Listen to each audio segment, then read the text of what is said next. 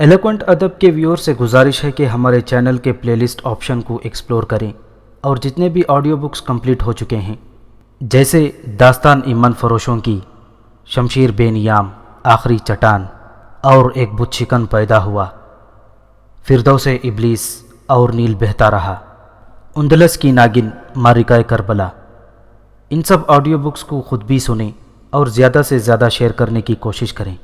یہی ہمیں سپورٹ کرنے کا بہترین طریقہ ہے۔ جزاک اللہ۔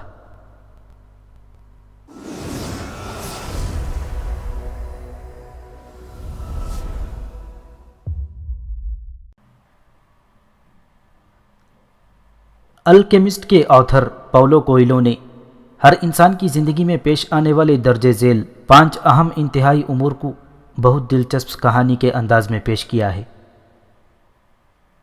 مقصد کا تعین اور اس کے حصول کی جد و جہد انسان کو جانوروں سے ممتاز کرتی ہے۔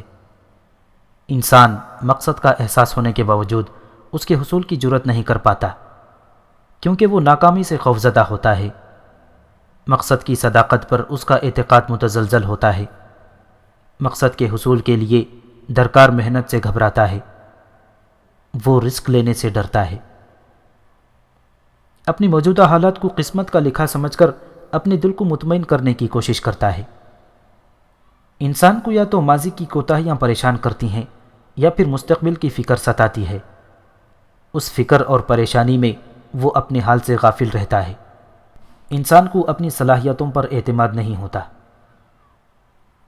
مغربی معاشرے میں ایک فرد کی انفرادی اور ازدواجی زندگی جتنی بھی افراتفری کا شکار ہو، ہمارے مطابق ان کی معاشرتی زندگی کی کامیابی ہمیں بہت کچھ سوچنے کی دعوت دیتی ہے۔ ان کی کامیاب معاشرتی اور سماجی زندگی کی بنیاد بھی اسلام کے لازوال اصولوں پر عمل ہے۔ ہمارے لیے لمحہ فکر یہ ہے کہ اہل مغرب اس پیغام پر ایمان تو نہیں لائے مگر اس پر صدقے دل سے عمل کر کے ایک پرسکون زندگی گزار رہے ہیں، جبکہ ہم اللہ کی وحدانیت اور اس کے دیے ہوئے فلسفہ حیات پر ایمان رکھتے ہیں، مگر ہماری سماجی زندگی میں پائی جانے والی ابتری، نفسا نفسی، رشوت، اقربا پروری، سفارش اور اپنے معاشرتی فرائض سے غفلت ہمیں دعوت فکر دیتی ہے کہ آیا اس دنیا میں کامیاب زندگی گزارنے کے لیے صرف اسلام کے رہنما اصولوں پر ایمان لانا ہی کافی ہے یا اس پر عمل بھی ضروری ہے؟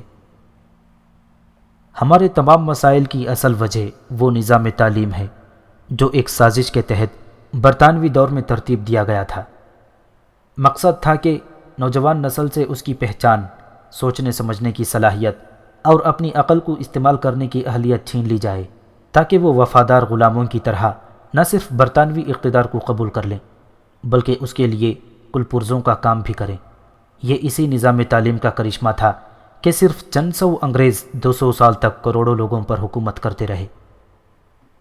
یہ تعلیم حاصل کرنے کے بعد ہماری نسلیں بے مقصدیت کا بدترین نمونہ پیش کرتی ہیں۔ اس نظام تعلیم سے تربیت پا کر تیار ہونے والی نسل کی تصویر کشی اکبر الہ آبادی ان الفاظ میں کرتے ہیں: لٹریچر کو چھوڑ کر اپنی ہسٹری کو بھول جا، شیخ و مکتب سے ناتا ترک کر اسکول جا، 4 دن کی زندگی ہے کوفت سے کیا فائدہ، کھا ڈبل روٹی کلر کی اور خوشی سے بھول جا۔ نہ ہمیں منزل کا پتہ ہے اور نہ راستے کا علم۔ ہم یہ بھی بھول گئے کہ آج یورپ ترقی کے جس عروج پر ہمیں نظر آتا ہے اس کی سیڑھی ہمارے آباء و اجداد نے ہی تعمیر کی تھی۔ علامہ اقبال ہماری نسل کو خواب غفلت سے جگاتے ہوئے کہتے ہیں: کبھی اے نوجواں مسلم تدبر بھی کیا تو نے، وہ کیا گردوں تھا تو جس کا ہے ایک ٹوٹا ہوا تارا۔ انتہائی افسوس کا مقام ہے کہ ہم خواب خرگوش سے نکل کر اپنی اس گمشدہ میراث کو دوبارہ پانے کی جد و جہد کرنے کے بجائے بے عملی کا شکار ہیں۔ ہم اپنی شاندار تاریخ پر فخر تو کرتے ہیں مگر اس کو دوبارہ حاصل کرنے کی جد و جہد کرنے کی ہمت نہیں رکھتے۔ اقبال کہتے ہیں: تجھے آبا سے اپنی کوئی نسبت ہو ہی نہیں سکتی کہ تو گفتار وہ کردار، تو ثابت وہ سیارہ، تھے تو آبا وہ ہمارے ہی مگر تم کیا ہو، ہاتھ پہ ہاتھ دھرے منتظر فروا ہو۔ ہم اپنے بارے میں شدید احساس کمتری کا شکار ہیں۔ ہمارے ہاں تیار ہونے والے گارمنٹس اور سپورٹس کا سامان نائکی اور ایڈیڈاس کے لیبل کے ساتھ ہماری دکانوں میں واپس آتے ہیں تو یہ ہمارے لیے کوالٹی کی ضمانت ہوتے ہیں اور کئی گنا مہنگے بکتے ہیں۔ بالکل اسی طرح مغرب سے نکلنے والا یہ نظریہ، چاہے اس کی اساس اس ابدی پیغام پر ہی کیوں نہ ہو جو رسول نبی کریم صلی اللہ علیہ وسلم آج سے 1400 سال قبل لائے تھے، ہمارے لیے زیادہ قابل قبول ہو جاتا ہے۔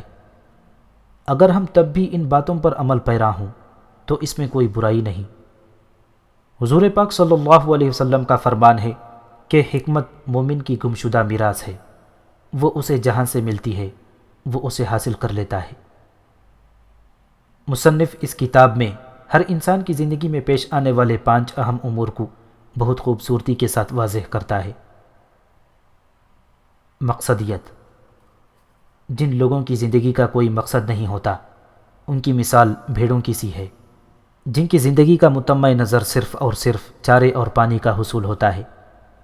دن اور رات کا آنا جانا، موسموں کا بدلنا یا پھر نئی چراگاہ میں آمد، غرض کسی بات سے انہیں کوئی سروکار نہیں ہوتا، حتیٰ کہ اگر چرواہا انہیں ایک ایک کر کے ذبح بھی کرنا شروع کر دے تو انہیں معلوم تک نہیں ہوتا۔ جبکہ ان انسانوں کی مثال جن کی زندگی کا کوئی مقصد ہوتا ہے ایک چرواہے کی سی ہے جو بھیڑوں کے ریوڑ کو موسموں کی شدت اور بھیڑیوں کے خطرے سے محفوظ رکھتا ہے اور ان کی رہنمائی ہری بھری چراگاہوں کی طرف کرتا ہے۔ مقصد ہی انسان کو جانوروں سے ممتاز کرتا ہے۔ مقصد کے حصول کی لگن انسان کو آگے بڑھنے کا حوصلہ اور مشکلات کو جھیلنے کی جرأت دیتی ہے۔ یہ مقصد کے حصول کی لگن ہے کہ جو انسان کو اس قابل بناتی ہے کہ وہ ہر ناممکن کام کو ممکن بنا سکتا ہے۔ یہ واضح مقصد ہی تھا کہ انسان نے چاند کو مسخر کیا اور اب اس کے قدموں کی گونج عنقریب مریخ پر سنائی دے گی۔ چاند کو تسخیر کرنے والے لوگ بھی ہماری طرح گوشت پوست کے انسان ہی تھے۔ ان میں اگر کوئی خاصیت تھی تو صرف یہ کہ انہیں اپنے مقصد کا علم تھا اور ان میں اس کے حصول کی لگن تھی۔ مقصد جتنا واضح ہوگا اس کا حصول اتنا ہی آسان۔ مقصد کی تعین کے بعد کامیابی کی دوسری شرط مقصد کے حصول کی تڑپ اور لگن ہے۔ یہ لگن اتنی شدید ہو کہ انسان اس کے حصول کی تگ و دو درمیان میں ترک نہ کر دے۔ اکثر لوگوں کی زندگی کا مقصد تو ہوتا ہی ہے لیکن وہ اس کے حصول کے لیے مسلسل تذبذب کا شکار رہتے ہیں کیونکہ وہ ناکامی سے خوفزدہ ہوتے ہیں اور مقصد کے حصول کے لیے درکار محنت سے جی چراتے ہیں۔ مقصد کی صداقت پر غیر محکم یقین کا فقدان ہوتا ہے۔ ناکامی کا خوف اور اپنی صلاحیتوں پر اعتقاد کی کمی انسان کو مقصد کے حصول کی کوشش سے دور رکھتی ہے۔ کامیابی صرف یہ نہیں کہ آپ منزل پر پہنچ جائیں، اگر منزل سے کچھ دور پیچھے بھی رہ جائیں تو آپ اگر بغور جائزہ لیں تو آپ اس سفر کے دوران کئی منازل حاصل کر چکے ہیں جو بجائے خود کامیابی کا درجہ رکھتی ہے۔ ہر انسان یہ صلاحیت رکھتا ہے کہ ہر اس چیز کو حاصل کر لے جس کا وہ ارادہ کر لے۔ دسمبر 1956 میں روس کے ہنگری پر قبضے کے بعد اینڈریو فرار ہو کر آسٹریلیا آ گیا تھا اور وہاں سے نیو یارک چلا گیا۔ اس کا باپ گوالا اور ماں کلرک تھی۔ غربت کی وجہ سے وہ تعلیم حاصل کرنے سے محروم رہا تھا اور مزدوری کر کے گزر اوقات چلاتا تھا۔ اجنبی شہر میں بے چارگی اور بے بسی کی حالت میں 4 دن بغیر کچھ کھائے پیے گزر گئے اور ایک پل کے نیچے اس کا ٹھکانہ تھا۔ اسی فاقہ مستی میں اسے 7 ماہ گزر گئے۔ 1957 عیسوی کے وسط میں اسے ایک بس کنڈکٹر کی نوکری مل گئی۔ جب جیب میں کچھ پیسے اور پیٹ میں روٹی آئی تو ذہن نے بھی کام کرنا شروع کر دیا۔ اس نے سوچا، کیا میں نے زندگی بھر مسافروں کی گالیاں سننی ہیں؟ دل نے گواہی دی کہ زندگی محض روٹی اور پانی کی فکر سے کہیں بڑھ کر ہے۔ اس نے سوچا کہ کیا کیا جائے؟ جواب آیا کہ ترقی اور کامیابی کے راستے علم سے نکلتے ہیں۔ پھر سوچا کہ تعلیم کے لیے تو کافی رقم درکار تھی جبکہ وہ مشکل سے پیٹ کا ایندھن پورا کر پاتا تھا۔ اس نے ارادہ کیا کہ وہ دن میں ایک بار کھانا کھائے گا اور ریل یا بس کے بجائے پیدل سفر کرے گا۔ 6 ماہ میں اس نے اتنے پیسے جمع کر لیے کہ سٹی کالج نیو یارک میں داخلہ لے سکے۔ اینڈریو کی زندگی بہت ہی واجبی اور سائنس کا علم نہ ہونے کے برابر تھا، لیکن وہ پھر بھی پڑھائی میں ماڈرن سائنس رکھنے پر مصر تھا۔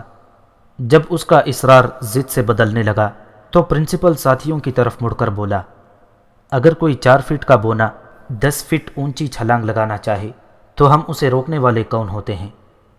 پرنسپل کا یہ فقرہ اس کے دماغ میں اٹک کر رہ گیا اور آنے والے دنوں میں اس کے ذہن میں چپتا رہا۔ 1964 عیسوی کی ایک رات جب اس نے اپنی گرل فرینڈ ایوا سے اپنے مقصد کا تذکرہ کیا کہ وہ دنیا کا سب سے بڑا انسان بننا چاہتا ہے تو اس کا رویہ اینڈریو کے خلاف توقع تھا۔ اینڈریو ماؤنٹ ایورسٹ یقیناً بہت اونچی ہے، لیکن انسان کے حوصلوں کے سامنے بہت چھوٹی ہے۔ اس کو سر کرنے والے بھی انسان ہی تھے، 150 پاؤنڈ وزنی، 2 آنکھوں، 2 ہاتھ اور 1 پاؤ دماغ والے انسان۔ آخر تم ان میں سے ایک کیوں نہیں ہو سکتے؟ ایوا نے جواب دیا، ہاں ایوا، صرف عقل اور محنت لوگوں کو بڑا بناتی ہے، اور میرے پاس دونوں ہیں۔ 1967 عیسوی میں اس کی زندگی نے ایک اور کروٹ بدلی۔ اس نے گارڈن مور اور رابرٹ نائس کے ساتھ مل کر انٹل کی بنیاد رکھی۔ اس کے چھوٹے سے دفتر کو دیکھ کر کوئی شخص یہ نہیں کہہ سکتا تھا کہ صرف 8 برس بعد انٹل امریکہ میں بزنس کے ریکارڈ توڑ دے گا، لیکن اینڈریو کو اس کا یقین تھا، اور یہی یقین اس کا اصل سرمایہ تھا۔ اینڈریو گروپ کا نام آج دنیا کے 7ویں بڑی فرم کے ساتھ آتا ہے۔ اس کمپنی کے اثاثے $50 بلین سے زیادہ ہیں، اور اینڈریو کے ذاتی اثاثے $300 ملین ہیں۔ ٹائمز میگزین کے ٹیم نے انٹرویو کے دوران اس سے سوال کیا، کیا آپ دنیا کے بے روزگار لوگوں کو کوئی پیغام دینا چاہیں گے؟ اس نے ایک لمحے کے لیے آنکھیں بند کیں، لمبا سانس لیا اور پھر صحافیوں سے مخاطب ہوا۔ میرے خیال میں دنیا میں کوئی بے روزگار نہیں۔ قدرت نے جسے عقل سے نوازا ہو، 2 ہاتھ دیے ہوں، آخر وہ بے روزگار کیسے ہو سکتا ہے؟ لیکن دنیا میں تو اس وقت بے روزگار لوگوں کی تعداد کروڑوں میں ہے۔ صحافی نے سوال کیا، آپ غالباً پست حوصلہ اور ہٹ دھرم لوگوں کو بے روزگار کہہ رہے ہیں۔ اینڈریو نے جواب دیا، قرآن اس بات کو ان الفاظ میں بیان کرتا ہے، لیس للانسان الا ما سعی، انسان کے لیے کچھ نہیں سوائے اس کے جس کی اس نے کوشش کی۔ یا شاعر مشرق کے الفاظ میں، عمل سے زندگی بنتی ہے، جنت بھی جہنم بھی، یہ خاکی اپنی فطرت میں نہ نوری ہے نہ ناری ہے۔ کچھ لوگوں کا خیال ہے کہ ہم کوشش تو کرتے ہیں مگر نتائج الٹ نکلتے ہیں۔ کامیابی آپ کا امتحان لیتی ہے، جو اس امتحان پر پورا اترتا ہے وہ کامیابی سے سرفراز ہوتا ہے۔ ایک چینی کہاوت ہے، رات کے تاریک ترین لمحات صبح سے تھوڑی دیر قبل آتے ہیں۔ ضرورت اس بات کی ہے کہ ہم اللہ پر یقین رکھیں کہ وہ ہمارے ساتھ ہے۔ حسبنا اللہ و نعم الوکیل، اللہ ہمارے لیے کافی ہے اور وہی بہترین رزق دینے والا ہے۔ میرے بندے تم سے میرے متعلق سوال کریں تو انہیں بتا دو کہ میں ان سے بہت قریب ہوں۔ جب خدا ہمارے اتنا قریب اور ہمارے لیے کافی ہے تو پھر گھبرانا کیسا؟ اور پھر ناکامی کی وجوہات ڈھونڈنے کا انسان کی صلاحیتوں پر منفی اثر ہوتا ہے۔ ماہرین نفسیات کے مطابق جب تک آپ اپنی ناکامی کی وجوہات ڈھونڈتے رہتے ہیں، آپ کا ذہن آپ کو کوشش کرنے سے روکتا رہتا ہے۔ اگر آپ ان وجوہات کو قبول کرنے سے انکار کر دیں تو آپ کا ذہن آپ کی جد و جہد میں آپ کے ساتھ مصروف ہو جاتا ہے۔ جب ہم بامقصد زندگی نہیں گزار رہے ہوتے تو ہماری توجہ اس بات پر ہوتی ہے کہ کام میں صرف اتنی محنت کی جائے کہ کسی کو شکایت کا موقع نہ ملے۔ مگر جب ہم بامقصد زندگی گزارتے ہیں تو ہم کام صرف وقت گزارنے کے لیے یا محض کام نمٹانے کے لیے نہیں کر رہے ہوتے، بلکہ اس کام سے لطف اندوز ہوتے ہیں۔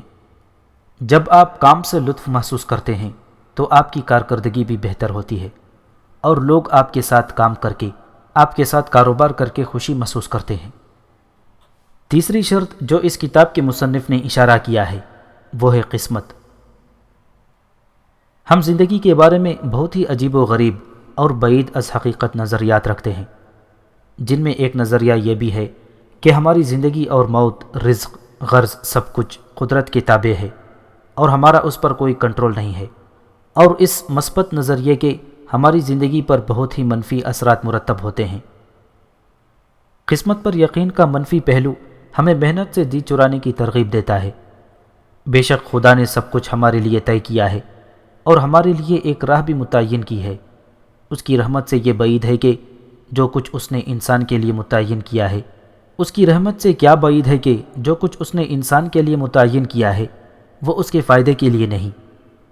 خدا نے انسان کی قسمت میں جو بھی لکھا ہے اس کے حصول کے لیے محنت کو وسیلہ بنایا ہے۔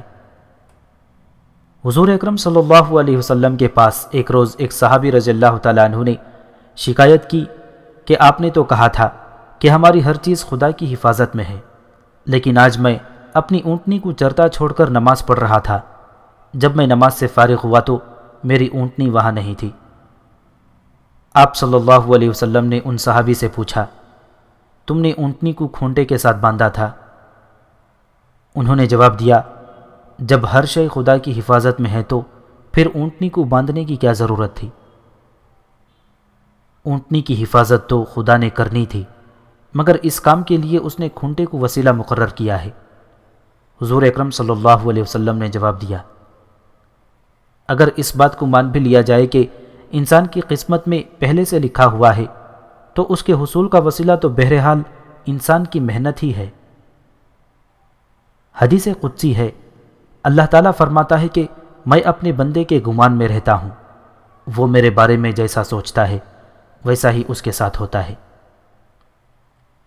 اگر انسان یہ سوچے کہ قدرت اس کے خلاف عمل پیرا ہے تو ناکامی اس کا مقدر ہوگی، لیکن اس کا ذمہ دار کوئی اور نہیں، وہ خود ہی ہوگا، کیونکہ اللہ تعالیٰ ہر انسان کے ساتھ اس کے گمان کے مطابق سلوک کرتا ہے۔ پاولو کے مطابق جب کوئی انسان کسی کام کو کرنے کا ارادہ کر لیتا ہے تو کائنات کی ہر شے اس کی مدد کے لیے مصروف ہو جاتی ہے۔ If somebody wishes to do something, the whole universe conspires to make it come true۔ اس امر کی دلیل ہمیں قرآن سے ان الفاظ میں ملتی ہے، فَإِذَا عَزَمْتَ فَتَوَكَّلْ عَلَى اللَّهِ، اور جب کسی کام کا مصمم ارادہ کر لو تو مجھ پر بھروسہ کرو۔ اس بات کی صداقت کی گواہی ہمیں اپنی روزمرہ زندگی میں ضرور نظر آئے گی۔ دوسروں کی مثال چھوڑیے، خود آپ کی اپنی زندگی میں یہ ضرور ہوا ہوگا کہ آپ کسی بات کا مصمم ارادہ کر لیں تو بظاہر ناممکن کام بھی مکمل ہو جاتا ہے۔ اگر انسان وہ کام کرے جو اس کی میلان طبع کے مطابق ہو تو وہ اس کام سے لطف اندوز ہوتا ہے اور اس میں کمال حاصل کرتا ہے، جبکہ اگر وہ کوئی کام محض مجبوراً کر رہا ہو تو اس کے ساتھ اتنا انصاف نہیں کر سکتا۔ ہمارا نظام تعلیم اس طرح سے ترتیب ہی نہیں دیا گیا کہ طالب علموں میں سوچنے اور اپنے ذہن کو استعمال کرنے کی استعداد پیدا کی جائے۔ ایک مشہور انگریزی مثل ہے، Who has no courage to lose sight of the shore can never discover new horizons۔ اور چوتھی بات جو مصنف نے اس کہانی میں واضح کیا ہے وہ ہے مستقبل کی فکر۔ انسان یا تو اپنے ماضی کی کوتاہیوں پر پریشان رہتا ہے یا مستقبل کی فکر میں مبتلا رہتا ہے۔ اس فکر اور پریشانی میں وہ اپنے حال سے غافل ہو جاتا ہے۔ زندگی میں ماضی اور مستقبل کوئی مفہوم نہیں رکھتے۔ ماضی اس لیے نہیں کہ آپ اسے بدل نہیں سکتے، یہ پریشانی آپ کی صلاحیتوں کو دباتی ہے۔ اگر اس سے چھٹکارا پالیں تو آپ زیادہ بہتر انداز سے حال میں محنت کر سکتے ہیں۔ ہم مستقبل کا حال اس لیے جاننا چاہتے ہیں کہ آئندہ آنے والے حالات کے بارے میں پیش بندی کر لیں۔ ہم کسی آنے والے واقعے کو پہلے سے معلوم کر لیں۔ ایسا کوئی علم غیب کسی انسان کو اللہ نے نہیں دیا۔ علم غیب صرف اللہ کے پاس ہے، اور کبھی کبھی کسی انسان کو ضرورت کے مطابق یہ علم کسی بھی ذریعے سے عطا کر سکتا ہے۔ سورہ آل عمران آیت نمبر 179۔ یہ اللہ کا طریقہ نہیں کہ تم کو غیب کے بارے میں مطلع کر دے، غیب کی باتیں بتانے کے لیے تو وہ اپنے رسولوں میں سے جس کو چاہتا ہے منتخب کرتا ہے۔ اور پھر اگر آپ آنے والے واقعے کو بدل سکیں تو پھر اس کا مطلب یہ ہے کہ یہ واقعہ ہونے والا ہی نہیں تھا، کیونکہ جو اللہ نے کرنا ہے وہ کسی بھی مخلوق کی طاقت سے باہر ہے کہ اسے بدل سکے۔ تو پھر سوال پیدا ہوتا ہے کہ اگر ہم کسی شے کو بدلنے کی صلاحیت نہیں رکھتے تو پھر اللہ تعالیٰ انسان کو کبھی کبھار اس کے بارے میں پیشگی علم کیوں دیتا ہے؟ پاولو کے مطابق اللہ تعالیٰ انسان کو مستقبل کے اس واقعے کے بارے میں آگاہی دیتا ہے جس کو اس نے لکھا ہی اس ارادے سے تھا کہ وہ اس کو بدل دے گا۔ اللہ تعالیٰ نے ہمارے مستقبل میں آنے والے واقعات کے نشان ہمارے حال میں رکھ دیے ہیں۔ اگر ہم محنت کریں تو ہمارا حال بدلے گا اور پھر یہ نشانیاں بھی بدلیں گی، اور اس طرح مستقبل خود بخود بہتر ہو جائے گا۔ لیس للانسان الا ما سعی، یعنی راز صرف اور صرف حال میں ہے۔ پانچویں بات جو پاولو نے ہمیں اس کہانی میں بتائی ہے وہ ہے اپنی صلاحیتوں پر اعتماد۔ انسان کے اندر خدا نے کتنی صلاحیت رکھی ہے، اگر انسان کو اس کا صحیح ادراک ہو جائے تو ہر انسان محیر العقول کارنامے انجام دے سکتا ہے۔ یہ ہمارے نظام تعلیم کی خامی ہے، بہت کم لوگ اس سے گزرنے کے بعد اپنی صلاحیت کا احساس حاصل کر پاتے ہیں۔ لیس براؤن کو پیدائشی ذہنی معذوری کی وجہ سے والدین نے یتیم خانے میں داخل کروا دیا۔ اس کے استاد نے اسے ہمت دلائی اور اس میں آگے بڑھنے کی لگن پیدا کی۔ اس نے براؤن سے کہا، کسی اور کی تمہارے بارے میں رائے تمہاری صلاحیتوں کو متعین نہیں کر سکتی، تم نے خود اپنی راہ متعین کرنی ہے اور لوگوں کی اپنے بارے میں رائے کو غلط ثابت کرنا ہے۔ استاد کی ہمت افزائی سے براؤن میں آگے بڑھنے کی لگن پیدا ہوئی اور اس نے اعلیٰ تعلیم حاصل کی اور ماہر تعلیم اور ٹرینر بن گیا۔ آج امریکہ میں اس کے پائے کا ماہر تعلیم کوئی اور نہیں ہے، وہ $2000 فی گھنٹہ معاوضہ وصول کرتا ہے۔ اگر آپ ان کامیاب افراد جو کسی بھی استطاعت میں دنیا کی تاریخ پر اثر انداز ہوئے ان کی زندگی کا مطالعہ کریں تو آپ کو احساس ہوگا کہ ان میں سے ہر شخص، چاہے وہ قائد اعظم ہوں یا کوئی اور مشہور عالمی رہنما یا پھر نبی اکرم صلی اللہ علیہ وسلم کی مثال لے لیں، ان میں سے ہر شخص نے جب جد و جہد کی تو وہ تنہا ہی تھا، اور ہر وہ شخص جو کوئی نئی ایجاد کرنے میں کامیاب ہوا آغاز میں اسے بھی لوگوں کی استہزاء کا نشانہ بننا پڑا تھا۔ ان کو بھی اس وقت کے لوگوں نے وقت اور پیسے کی ضیاع کا مرتکب قرار دیا، لیکن ان میں سے ہر شخص نے صرف اور صرف اپنی محنت اور لگن سے نہ صرف لوگوں کے الزام کو غلط ثابت کیا بلکہ وہی لوگ بعد میں ان کی حمایت کرنے پر بھی مجبور ہوئے۔ انسان اگر حالات کی ناسازگاری اور مواقع کی کمی کی شکایت کرنے کے بجائے ہمت اور حوصلے کے ساتھ کسی مقصد کے حصول کے لیے جد و جہد کرے تو بالآخر کامیابی اس کے قدم چومتی ہے، جبکہ نامساعد حالات کا رونا رونے والے سازگار حالات میں بھی کوئی قابل ذکر کارنامہ انجام نہیں دے پاتے۔ ایک انگریزی کہاوت ہے، 99% ناکامی ان لوگوں کے سبب ہوتی ہے جو کام نہ ہونے کی تعویلات دینے کے عادی ہوتے ہیں۔ پاولو کے بقول دنیا میں محض اتفاق نام کی کسی شے کا وجود نہیں ہے، سب کچھ خالق کائنات کی طرف کی منصوبہ بندی کے مطابق انجام پاتا ہے۔ بعض اوقات آپ کو اپنی محنت کا صلہ نہیں ملتا اور آپ مایوسی اور قنوطیت کا شکار ہو جاتے ہیں، لیکن کبھی آپ نے غور کیا ہے کہ آپ جس واقعے کو محض اتفاق قرار دے کر نظر انداز کر دیتے ہیں وہ شاید آپ کی اس محنت کے صلے میں واقع ہوا ہے جس کا نتیجہ اس وقت نہیں نکلا تھا۔ اللہ تعالی رحمان الرحیم اور عالم الغیب ہے، اسے معلوم ہے کہ آپ کے لیے کیا چیز کس وقت درست ہے، اس لیے وہ آپ کی محنت کا صلہ تھوڑی دیر کے لیے مؤخر کر دیتا ہے، اور آپ کو اپنی محنت کا صلہ چاہے دیر سے ملتا ضرور ہے، اور پھر دیر سے بھی آپ کے معیار کے مطابق ہے، جبکہ اس کے مطابق یہی صحیح وقت تھا۔ شہر آفاق کتاب the power of positive thinking کے مصنف کے مطابق قدرت ہمیشہ مساوات کے اصول پر عمل کرتی ہے، کبھی انسان کو اس کی محنت کا صلہ فوری طور پر نہیں ملتا اور کبھی اس کو اس کی محنت سے زیادہ مل جاتا ہے۔ پاولو کے مطابق اکثر انسان مقصد کا ادراک حاصل کرنے کے باوجود اس کے حصول کی جد و جہد نہیں کرتے، کیونکہ وہ ناکامی سے خوفزدہ ہوتے ہیں، مقصد کے حصول کے لیے درکار محنت سے جی چراتے ہیں۔ مقصد کی صداقت پر غیر محکم یقین کا فقدان ہوتا ہے۔ ناکامی کا خوف اور اپنی صلاحیتوں پر اعتقاد کی کمی انسان کو مقصد کے حصول کی کوشش سے دور رکھتی ہے۔ محنت کامیابی کے لیے بنیادی شرط ہے۔ اللہ تعالیٰ انسان کی مدد اس وقت کرتا ہے جب وہ پہلے اپنی استطاعت کے مطابق بھرپور محنت کر لے۔ فرمان خداوندی ہے، اللہ تعالیٰ نے آج تک اس قوم کی حالت نہیں بدلی جب تک وہ اپنی حالت کو خود نہ بدل لیں۔ کامیابی صرف یہی نہیں کہ آپ منزل پر پہنچ جائیں، اگر منزل سے کچھ پیچھے بھی رہ جائیں اور آپ بغور جائزہ لیں تو آپ اس سفر کے دوران کئی اور منازل حاصل کر چکے ہوتے ہیں جو بجائے خود ایک کامیابی کا درجہ رکھتی ہے۔ ہر انسان یہ صلاحیت رکھتا ہے کہ ہر اس چیز کو حاصل کر لے جس کا وہ ارادہ کر لے۔ اللہ نے کسی بھی کامیابی کے حصول کے لیے محنت کو وسیلہ قرار کیا ہے، اور پھر رسول نبی اکرم صلی اللہ علیہ وسلم کی پوری زندگی جو تمام انسانوں کے لیے مکمل نمونہ ہے، اس بات پر شاہد ہے۔ غزوہ بدر کے بعد نازل ہونے والی آیات میں اللہ تعالیٰ نے فرمایا کہ کس طرح اللہ نے آپ صلی اللہ علیہ وسلم کی مدد کے لیے فرشتے نازل کیے۔ سوچنے کی بات یہ ہے کہ جب اللہ نے مسلمانوں کو فرشتوں کی نصرت سے فتح دینی تھی تو پھر آپ صلی اللہ علیہ وسلم کو اتنی سختیاں جھیلنے کی کیا ضرورت تھی؟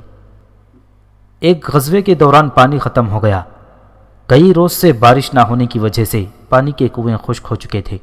صحابہ کرام نے آپ صلی اللہ علیہ وسلم سے بارش کے لیے دعا کرنے کی درخواست کی۔ آپ صلی اللہ علیہ وسلم نے لشکر میں موجود پانی کے تمام برتن لانے کا حکم دیا۔ صحابہ کرام نے عرض کیا کہ تمام تر برتن خشک ہو چکے تھے۔ آپ صلی اللہ علیہ وسلم نے حکم دیا کہ پھر بھی پانی کے تمام برتن اور مشکیں آپ کے سامنے لائی جائیں۔ جب برتن اور مشکیں لائی گئی تو آپ صلی اللہ علیہ وسلم نے ان مشکوں کو ایک پیالے میں نچوڑنے کا حکم دیا۔ خالی مشکوں کو جب نچوڑا گیا تو آدھا پیالہ پانی نکلا۔ آپ صلی اللہ علیہ وسلم نے صحابہ کرام کو مخاطب کرتے ہوئے فرمایا، اللہ تعالیٰ انسانوں کی دعا اس وقت قبول کرتا ہے جب بندہ پہلے اپنی استطاعت کے مطابق پوری کوشش کرے اور پھر اللہ سے مدد کی دعا کرے۔ تب آپ صلی اللہ علیہ وسلم نے ہاتھ اٹھا کر دعا فرمائی اور موسلا دھار بارش ہوئی۔ زندگی کا مقصد سمجھنے سے قبل زندگی کی حقیقت سمجھنا ضروری ہے۔ کیا ہماری زندگی ماں کے پیٹ سے جنم لینے سے شروع ہوتی ہے اور موت کے بعد ختم ہو جاتی ہے؟ کسی بھی مذہب کے ماننے والا یا خدا کی ذات کا انکار کرنے والا کوئی شخص اس حقیقت سے انکار نہیں کر سکتا کہ انسان اس دنیا میں محدود وقت لے کر آیا ہے، اور ہر مذہب میں اس دنیا میں کیے گئے اعمال کی جواب دہی کا تصور بھی موجود ہے۔ چاہے آپ ہندوازم کے آواگون کے نظریے کو ہی لے لیں، انسان اپنے اچھے یا برے اعمال کی جزا یا سزا کے طور پر اپنی موجودہ حالات سے اچھے یا برے روپ میں دوبارہ جنم لے گا۔ اسلام ہمیں اس دنیا کی اصل حقیقت سے آگاہی دیتا ہے۔ دنیا میں ہر انسان کو ایک محدود زندگی عطا کی گئی ہے، جس کے اختتام پر ہر انسان اپنے خالق کے سامنے ضرور ہوگا، جہاں اس کے سامنے دنیا میں کیے جانے والے اس کے اعمال رکھے جائیں گے، اور ان اعمال کی بنیاد پر اس بات کا فیصلہ کیا جائے گا کہ وہ جنت میں واپس جائے گا یا پھر دوزخ اس کا ٹھکانہ ہوگی۔ اس کا مطلب یہ ہوا کہ دنیا محض انسان کا عارضی ٹھکانہ اور مقام آزمائش ہے، اور کوئی بھی ذی شعور انسان اس بات سے انکار نہیں کر سکتا کہ وہ کسی بھی ایسی جگہ جہاں وہ بہت تھوڑے وقت کے لیے آیا ہے، وہاں وہ کوئی بھی ایسا کام نہیں کرے گا جس سے یہ احساس ہو کہ وہ یہاں ہمیشہ رہے گا، یا پھر جس سے اس کے وہاں آنے کا مقصد ہی خطرے میں پڑ جائے۔ مثلا بہاولپور سے تعلق رکھنے والا ایک شخص اگر پڑھائی کی غرض سے لاہور جائے تاکہ اچھی تعلیم حاصل کر کے اپنا مستقبل سنوارے، لاہور میں وہ صرف اتنا سامان جمع کرے گا جتنا کہ اسے اپنے مختصر قیام کے لیے ضروری ہے، اور اپنے لاہور میں قیام کے دوران وہ کوئی ایسا کام نہیں کرے گا جس سے اس کے مقصد پر زد پڑے، اور نہ ہی وہ لاہور میں مستقبل جائیداد بنانے میں مگن ہو جائے گا۔ کوئی بھی ایسا اقدام جو مستقل نوعیت کا ہو وہ اس جگہ پر کرے گا جہاں اس کا مستقل قیام ہے۔ تو پھر عقل مندی کا تقاضا ہے کہ ہم اس دنیا کے لیے بھی اتنی ہی محنت کریں جتنا کہ ہمیں اس دنیا میں رہنا ہے۔ اس دنیا کی زندگی آخرت کے مقابلے میں اتنی مختصر ہے کہ اس کی آخرت کی زندگی سے کوئی نسبت تناسب ہی نہیں ہے۔ اس زندگی میں انسان کی اوسط عمر جاپان میں دنیا میں سب سے زیادہ یعنی 90 سال ہے، جبکہ آخرت کی زندگی کبھی نہ ختم ہونے والی ہے۔ عقل کا تقاضا ہے انسان اخروی زندگی کو زیادہ اہمیت دے اور دنیا کی عارضی زندگی میں وہ کام کرے جو اخروی زندگی میں کامیابی کا باعث ہو۔ انسان کے عارضی مقاصد اس کی اصل کامیابی میں معاون ہونے چاہیے۔ جزاک اللہ۔ اللہ تعالی ہم سب کو عمل کی توفیق عطا فرمائے، آمین۔